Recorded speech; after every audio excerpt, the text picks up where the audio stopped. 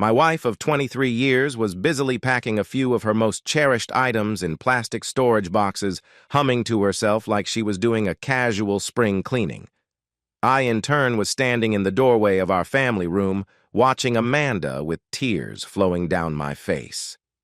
Despair and a sense of total powerlessness rippled through my soul, knowing she was minutes away from the sudden abandonment of our life together. Part of me already hated her for the betrayal she had so unemotionally informed me just hours ago. But truthfully, part of me also hated myself for breaking down like I did, and even now with me silently crying. I guess a real man like her lover, Mike Jericho, would have acted out in some other fashion. But he wasn't the one being betrayed. He was the man my wife was going to live with and give her heart to in California. Standing there with Amanda seemingly oblivious to my presence, I ran the events of the past few months through my head trying to make sense of everything. It had started about 6 months prior with Amanda's employer, a national insurance company, hiring Jericho as an efficiency consultant. He supposedly was the best in restructuring companies by cutting waste and the usual other business-related stuff. Jericho's contract with Amanda's employer had him there for 6 to 9 months. Amanda, as a department head, was tasked to work closely with him to make the reorganization as smooth and quickly as possible. That's where things now obviously went to shit. Before this Jericho showed up, my wife had never given me the slightest hint that she would ever be unfaithful. She was the type of wife who got semi-hurt if I casually looked at another woman while we were out in public.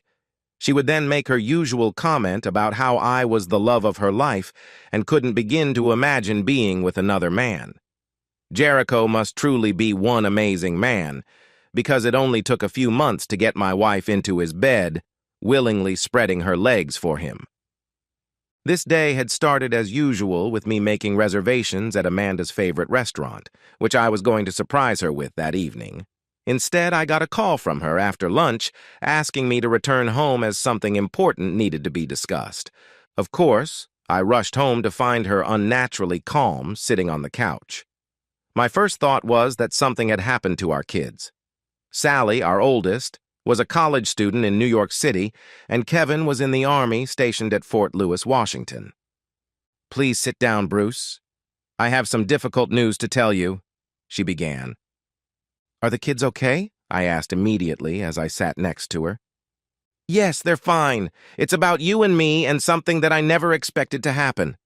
Like some surprise attack, Amanda admitted she was in love with another man and was leaving me that day. She also told me flat out it was Mike Jericho, someone she had mentioned only a few times in passing since he had arrived. I'd met the guy once when I had to pick Amanda up from work because her car was in the shop. Standing in the lobby watching Jericho interact with others, it took less than a minute to realize he was the type who believed his shit didn't stink. True, he was a handsome man who looked like he was in his mid-30s. The flashy clothes he was wearing, complete with the rings on his fingers and a gold Rolex on his wrist, along with his greasy charm and good looks, could get him anything he wanted. Never in a million years would believe my wife would fall for that shit, especially since she was older than him. She was 42, and though she was gorgeous, I was confident she was immune from his charms. Why would a younger, handsome guy be interested in my older wife? Apparently, I was wrong. Amanda tried to explain it this way. When she began working with Jericho, she felt an instant connection that only got deeper as the days and weeks passed. That she was sorry for how this happened, and that I had been a wonderful husband. But she knew it was time to start a new phase of her life. "I can't believe you're seriously doing this, Amanda," I said, watching her secure the lids on the storage boxes. "This is crazy. You don't know Jericho, and while I accept that things between us may have gotten stale, I can't believe you're going to throw away our life together like this. You don't know anything about him." "Mike has completely explained his past to me," my wife replied, with a strange look I had never seen before. Amanda used to look at me with a special soft smile and a glint in her eyes that told me that she loved me. Amanda now looked at me with a combination of cold indifference and annoyance. In an afternoon of blows to my soul, I think this was the worst. I knew then that there was no hope. She was in some form of love with another man.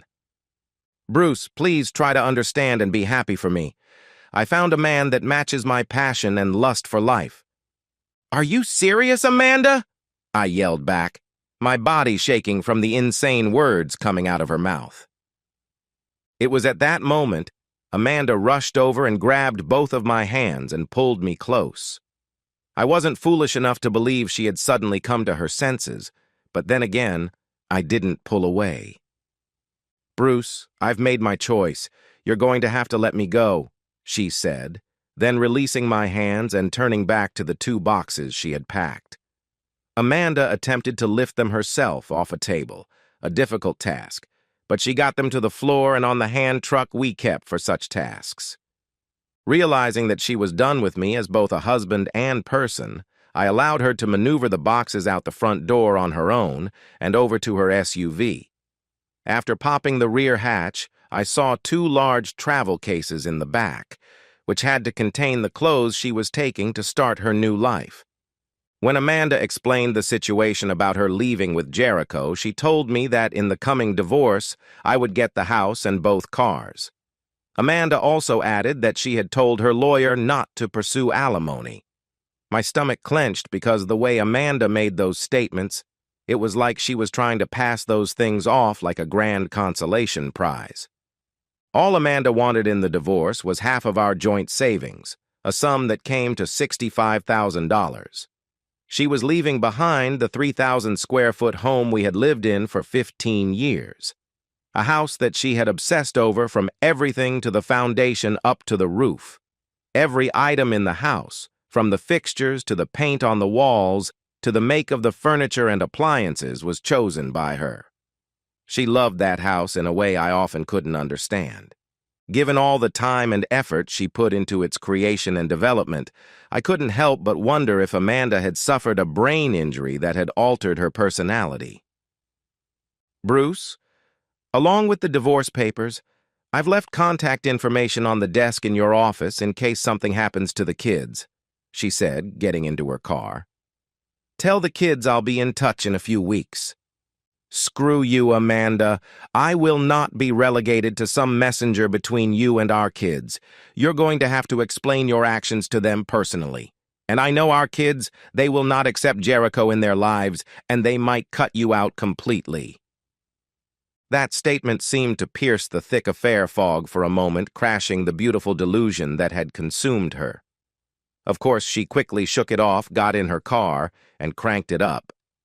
Just when I thought Amanda would just drive away, she rolled down her window. Bruce, I'll have a driver return my car. You can keep it, give it to one of the kids, or sell it. I won't need it where I'm going. With that, she rolled up the window, pulled out of the driveway, and drove away. It was then that the neighbors learned what had just transpired because I collapsed on the ground, sobbing uncontrollably. Luckily for me, one of my oldest friends was a lawyer who could handle divorces. Robert Carter and I went back to our days playing high school football. He was the person I called a couple of hours after Amanda had driven off to begin her fairy tale come true. This took place after a few neighbors found me lying on the driveway and carried me back into the house. In the following days, Robert found Amanda's lawyer, whom her new lover was paying for, easy to work with since she had laid out to him that this was to be an uncontested divorce. Amanda had already transferred the $65,000 in our joint savings to another account, and with her attorney, signed away any claim to alimony and the house, and her car, which was returned the following day. All I had to do was wait from 30 to 90 days for the divorce to make its way through the bureaucracy. Robert assured me, though, that my wait would more than likely be around the 1-month mark. I don't remember much of the following weeks. Luckily, my boss and co-workers at the engineering firm I worked for knew what happened with my marriage and took care of the few unfinished assignments I had at the time. Once they were squared away, my boss even used a little-known company hardship policy to get me an extended leave of absence. My kids, Sally and Kevin, had thrown their full support behind me once they learned of what their mother had done. They both desperately wanted to return home, but the demands of their own adult lives made that impossible. As far as Amanda contacting them, you would think a mother who was suddenly leaving their father after more than 2 decades of marriage would have called her kids to try and explain. But no, when I reached the kids after talking with Robert, I found out they hadn't received any communication from their mother in several weeks. God damn, that Mike Jericho must have one magic stick. After talking with Robert and the kids, I pretty much shut down after that, refusing to leave the house or talk to anyone else. A few weeks later, some sense of self-awareness finally crept back the morning after Robert called to tell me it was time to sign the papers. Of course, that would have required me to be presentable in public. So I stumbled into the master bathroom, where Amanda had taken a full month to decide on the decor and proper fixtures, and looked at myself in the mirror. For the first time, I saw a thin, hollow-eyed stranger with a thick, unkempt beard full of gray. Thinking back at that moment, I couldn't remember the last time I had a real meal. I lost at least 30 pounds since Amanda left and honestly looked so close to death that it scared me. I became so mad then at how I had been used and betrayed, I did something totally out of character for me. I punched the mirror with my fist. The glass shattered all over the sink, and my right hand was badly cut with blood going everywhere.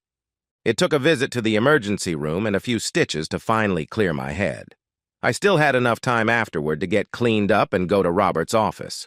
Robert looked on with some concern as I went to pick up the divorce papers in his firm's conference room. Who would have thought that a hardened divorce attorney who had gone through his marital nightmare could still have empathy for a stupid client who still loved his errant wife? "Well, Bruce, you are officially divorced," Robert said in a way that was supposed to bring me some relief. "Yay me," I said with spite. "Bruce," he said, standing up, bringing an end to our meeting.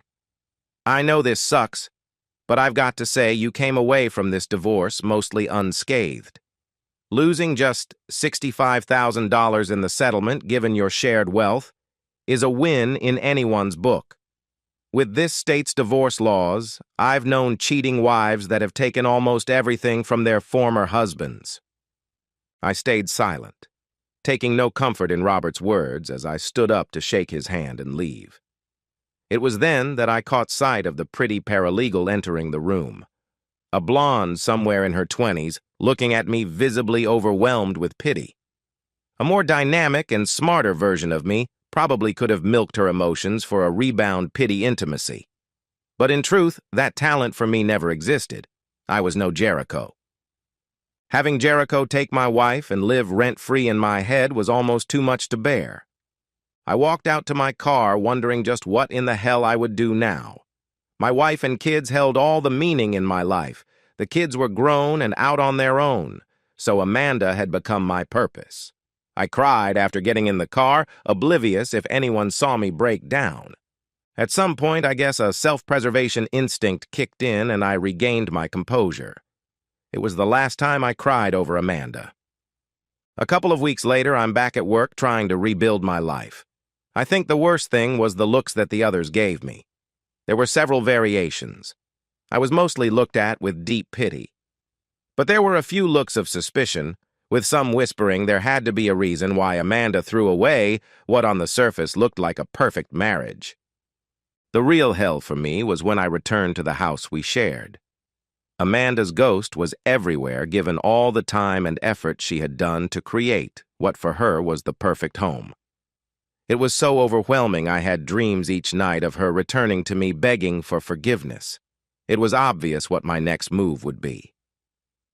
Just a few days later, a moving van rented by a used furniture dealer backed into the driveway. I sold him, at a bargain price just to spite Amanda's metaphorical ghost, almost every item in the house that wasn't bolted down.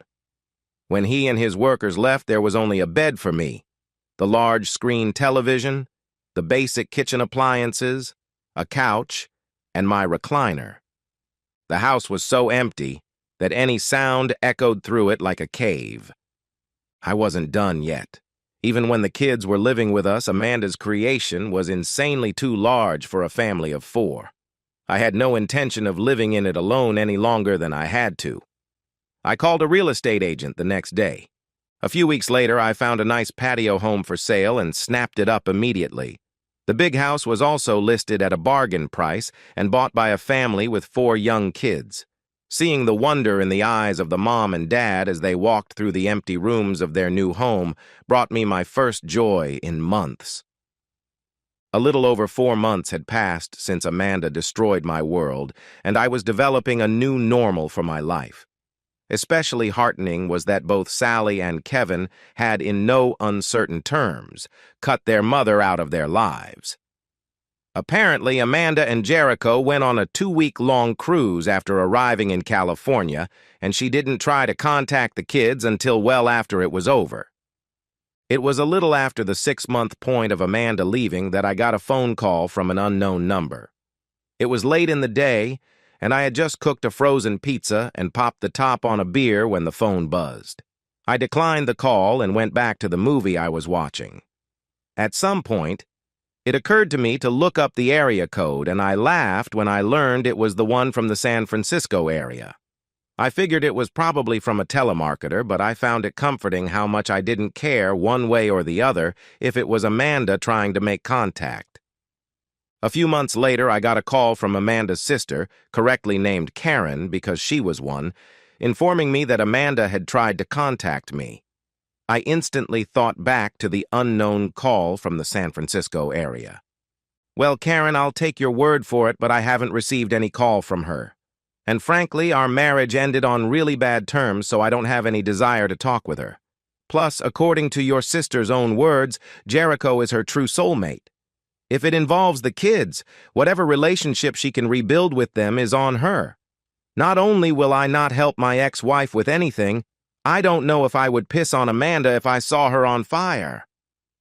Karen and I only tolerated each other at the best of times, so not surprisingly, she hung up without saying another word. Though I couldn't help but ponder what might have gone wrong between Amanda and Jericho. If Amanda had run headfirst into some form of reality with her lover, she was going to be in a world of trouble for someone to save her. My former father-in-law and mother-in-law were dead, and Amanda's sister and her husband were taking care of his aging parents. And even if Sally and Kevin were speaking to their mother, neither had any way for her to live with them. Oh well, I thought to myself as I took a sip of my beer. Amanda should have $65,000 to cushion any return to the real world. I did realize that I hadn't mentioned to Karen that I had sold the house and everything in it.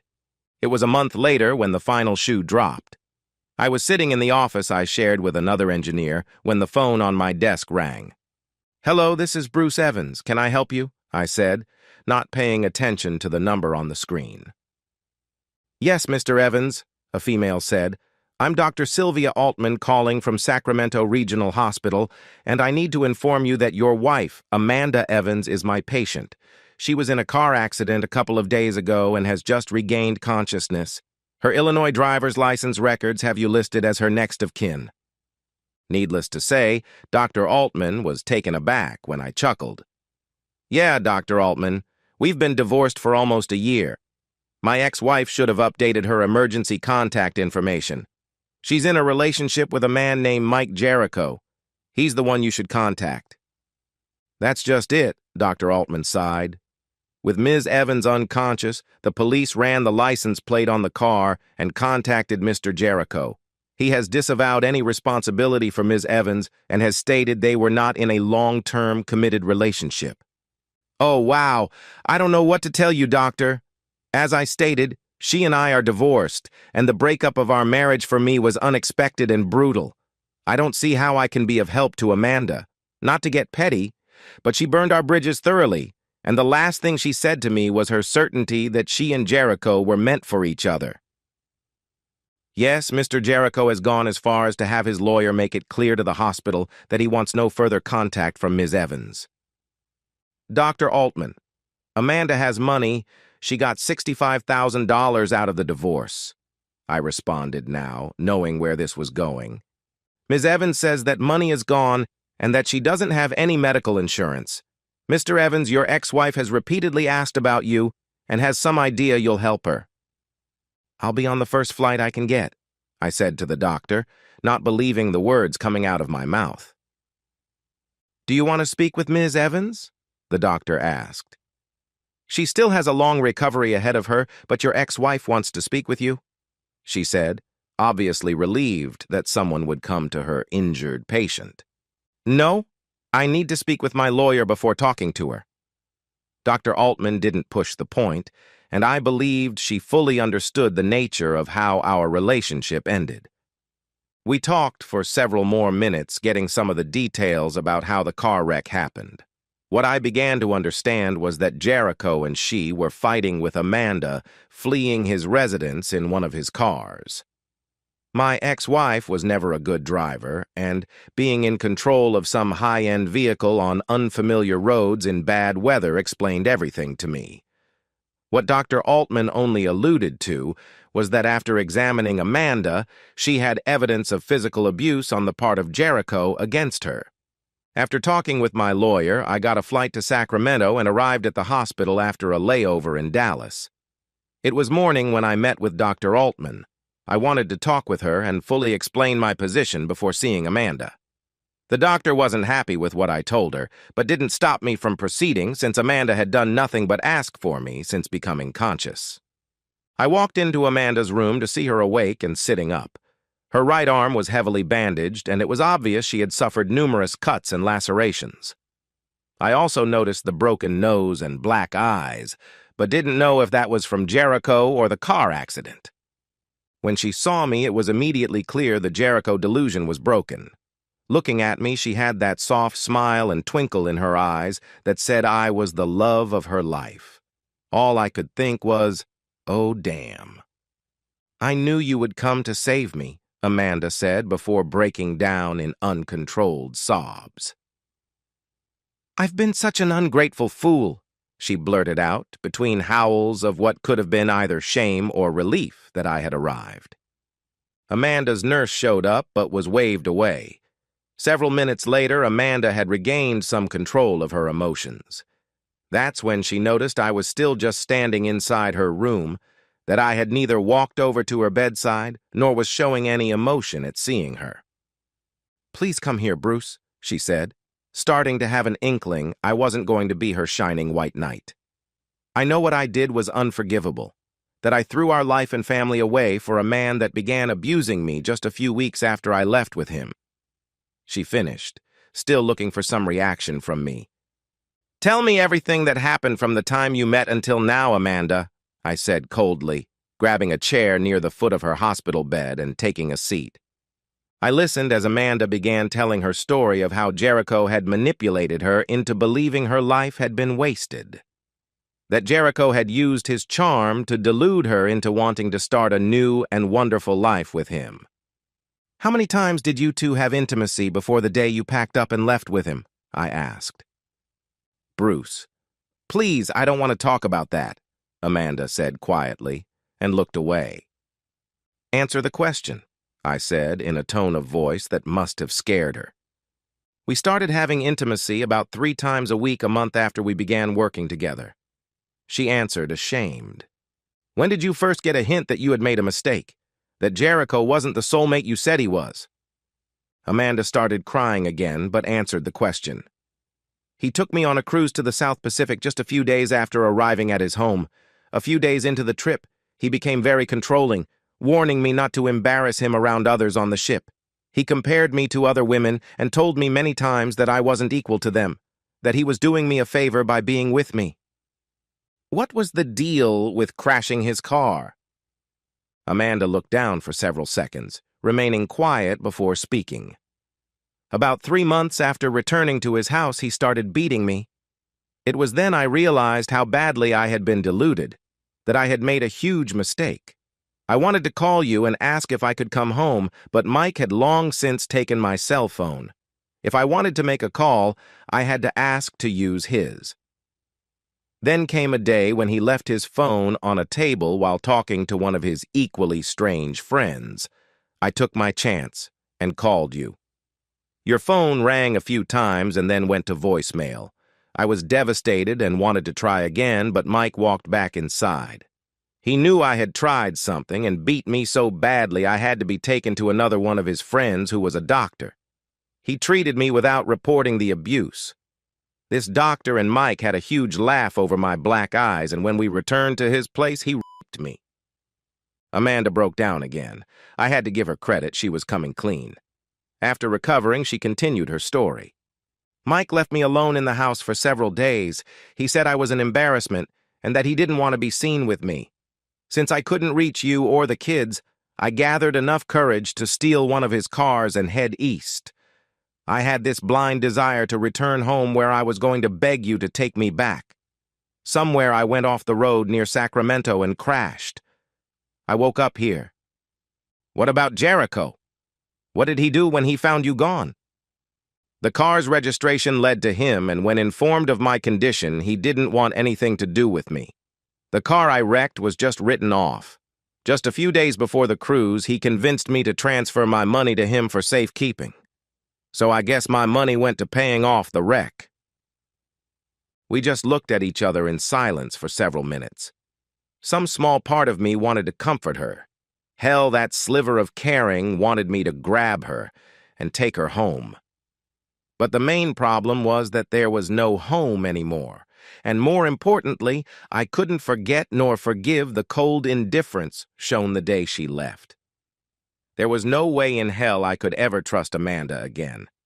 I really couldn't trust anything she had said or done during our entire marriage. "What do you want me to do about all of this, Amanda?" I finally say, wondering what she would say. Amanda started crying again, and I honestly believe they were true tears of regret and sadness. I was sure it wasn't some emotional meltdown lamenting the disastrous end to a romantic gambit. I felt bad for her because she must have felt utterly alone. "Bruce, I want to go home. I want to sleep in our bed, wake up the next morning beside you, and work the rest of my life to make up for what I have done to us, and especially you." Amanda, there's no easy way to say this because what you did to us was a nightmare. But the home you and I built is gone. I sold everything to recover some of my self-respect. Your ghost was everywhere in that house. I couldn't live there anymore with everything reminding me of you. It hurt too much. I bought a small home on the other side of town. I live by myself and have come to like that way of life. Despite the roller coaster of emotions in that room, Amanda was stunned into silence. I sensed a similar level of overwhelming disbelief from her that I felt when she suddenly informed me of her affair and that she was leaving me. "Can we start again in your new place? I can't imagine not having you in my life." She finished, leaving me amazed she could utter those words with a straight face. After Amanda made her appeal to come home and start again, I looked at her with an indifference I would have never imagined possible 1 year ago. Back then, I believed our lives were irrevocably intertwined, so much so that I would have used the naive word soulmate to describe how I felt. But in the space of a few months, she threw that all away. She even cruelly broke up with our 2 kids with only a vague statement to me about contacting them later to explain. Her actions were so short-sighted, selfish, and narcissistic that it was impossible for me to even consider accepting her back in my life. The injury she had inflicted on me was just too grave. Our lives were once intertwined, but now I only saw dead wood that needed to be cut out of my life. I searched for anything to say to her request. It was her last words to me months earlier that popped into my head. "Amanda, you made your choice, and I let you go. Now's the time for you to do the same with me."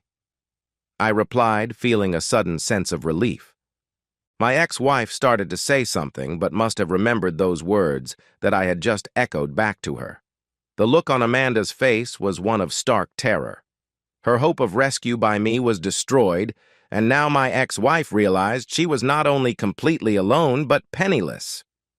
"I'm leaving you a check for $10,000, I said, standing up to leave. "My lawyer recommended against this since you signed away any claim to the house or alimony. So consider it a gift. It's a little cash to restart your life.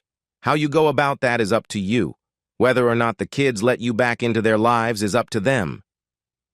Amanda broke down into tears again. Please, Bruce, I have nothing. I'm scared and have no one. Help me. Please help me. I took that moment to walk out, not saying another word. As I walked down the hall, I heard her screaming my name, begging to help her and not abandon her in a strange city. I saw a nurse rushing into her room. On the flight home, it occurred to me that even after the divorce, I had let Amanda's choices restrict my options in life. Seeing Amanda in that hospital room, admitting the monumental mistake she had made with Jericho, restored a good chunk of my soul.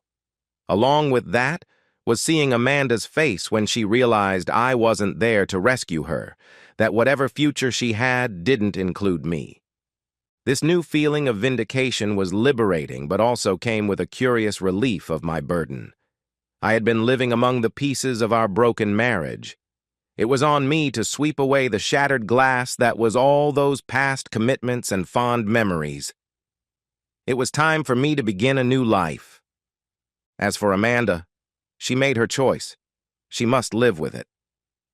5 years later, I was standing looking over at Amanda's grave. She'd returned to Jericho after being released from the hospital, having nowhere else to go.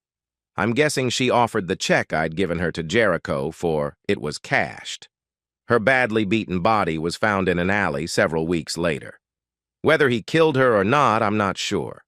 Jericho was investigated and swore he kicked her out of his home, wanting nothing to do with her. No evidence was ever found linking him to her death, and he was never charged. Amanda's sister reluctantly brought her body home for burial. As I looked at her grave, I realized that no one had visited her for quite some time, since the small tombstone was covered in grime, except for a small portion of her name. I cleaned it off, the least I could do, and looked at it. My loving wife, my soulmate, the love of my life was before me, reduced to nothingness before her time.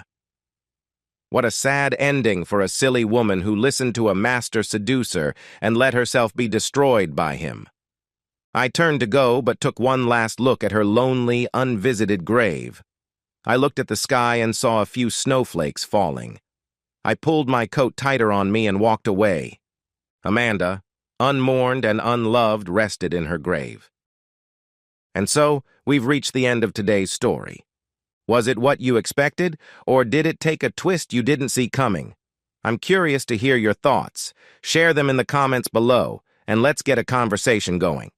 If this story kept you hooked, make sure to hit that like button. And if you're new here or just haven't subscribed yet, now's the perfect time to join our community. I bring you fresh, captivating stories every day, so click that subscribe button and turn on notifications so you never miss out. Thanks for watching, and I'll see you in the next one.